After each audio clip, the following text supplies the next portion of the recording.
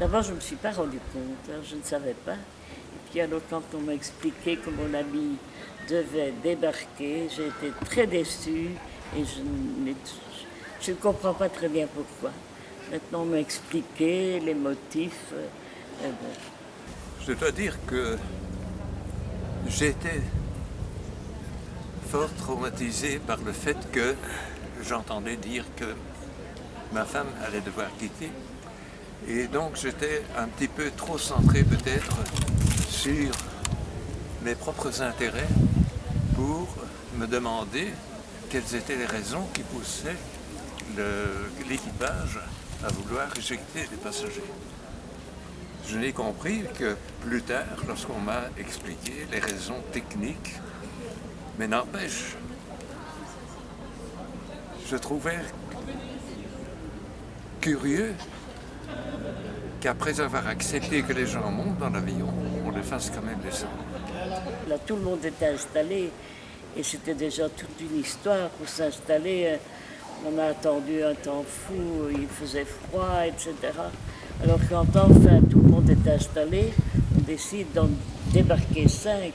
C'est quand même formidablement décevant. Hein. Et pourquoi le choix des personnes? Une telle pouvait rester, une telle devait descendre. Maintenant, quand j'ai appris les raisons pour lesquelles nous avions dû quitter, et surtout la manière dont cela s'était passé, comme les autres passagers, j'ai été choqué quant au comportement de la société. Ça doit être décevant de tout, quand on voit que tout bascule pour rien, quoi. Et j'ai dû me contenter de lui dire au revoir en lui donnant un petit baiser